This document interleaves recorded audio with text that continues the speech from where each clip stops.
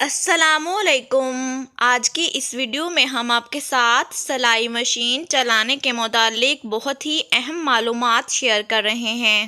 اکثر اوقات مشین سے سلائی کرتے ہوئے چھوٹی موٹی خرابیاں پیدا ہوتی رہتی ہیں، مثلاً مشین کا بھاری چلنا، دھاگا ٹوٹنا، مشین کا چھوڑ چھوڑ کر ٹانکے لگانا، بکھیا ڈھیلا ہونا وغیرہ بہت معمولی خرابیاں ہیں۔ ان کو بآسانی دور کیا جا سکتا ہے، لیکن اس کے لیے اس خرابی کے متعلق معلومات ہونا ضروری ہے تاکہ اسے فوری دور کیا جا سکے۔ پھرکی کا دھاگا بار بار ٹوٹنا۔ اگر سلائی کے دوران پھرکی کا دھاگا بار بار ٹوٹنے لگے تو دیکھیں کہ پھرکی کا دھاگا کسنے والا پرزہ زیادہ سخت تو نہیں، پھرکی کا دھاگا زیادہ بھرا ہوا تو نہیں، پھرکی یا ریس میں دھاگا تو نہیں پھنسا ہوا۔ مشین کا بھاری چلنا۔ اکثر اوقات کپڑوں کا رواں یا باریک دھاگا شٹل میں پھنس جانے سے مشین بھاری بھاری چلنے لگتی ہے۔ اکثر اوقات کپڑوں کا رواں یا باریک دھاگا شٹل میں پھنس جانے سے مشین بھاری چلنے لگتی ہے۔ اس کو درست کرنے کے لیے مشین کو کھولیں اور ایک برش کی مدد سے شٹل کو اور شٹل کے آس پاس کی جگہوں کو اچھی طرح صاف کر لیں۔ مشین کو صاف کر کے مشین کو تیل دیں، کیونکہ بعض اوقات مشین زیادہ دیر تک تیل نہ دینے سے خشک ہو جاتی ہے اور بھاری بھاری چلنے لگتی ہے۔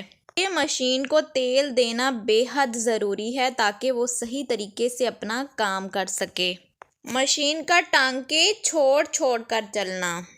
بعض اوقات مشین کا بخیا درست نہ ہونے کی وجہ سے مشین بخیا چھوڑ چھوڑ کر چلتی ہے۔ اس کے لیے دیکھیں کہ سوئی کپڑے اور مشین کی مناسبت سے بالکل صحیح ہے، سوئی صحیح لگی ہوئی ہے، نیز سیدھی اور تیز ہے، مشین کے دندانے صحیح ہیں۔ بعض اوقات سلائی کرتے ہوئے سوئی بار بار ٹوٹ جاتی ہے۔ اس کو درست کرنے کے لیے دیکھیں کہ سوئی ٹیڑھی تو نہیں، اس کا پیر درست طور پر کسا ہوا ہے۔ کپڑا جو ہم سلائی کر رہے ہیں اس کے مطابق سوئی کا سائز صحیح ہے۔ سلائی کرتے ہوئے کپڑا زیادہ کھنچا ہوا تو نہیں ہے۔ اگر سلائی کے دوران دھاگا بار بار ٹوٹنے لگے تو دیکھیں کہ سوئی میں دھاگا صحیح ڈلا ہوا ہے، سوئی سیدھی اور تیز ہے، سوئی مشین کے مطابق صحیح سائز کی ہے اور دھاگا کسنے والا پرزہ زیادہ سخت تو نہیں ہے۔ اگر آپ ان تمام باتوں پر غور کریں گے تو آپ سلائی مشین سے بہتر طور پر فائدہ اٹھا سکتے ہیں۔ امید ہے آپ کو آج کی ویڈیو بے حد پسند آئے گی۔ ویڈیو پسند آئے تو ویڈیو کو لائک، شیئر اور سبسکرائب کریں۔ اللہ حافظ۔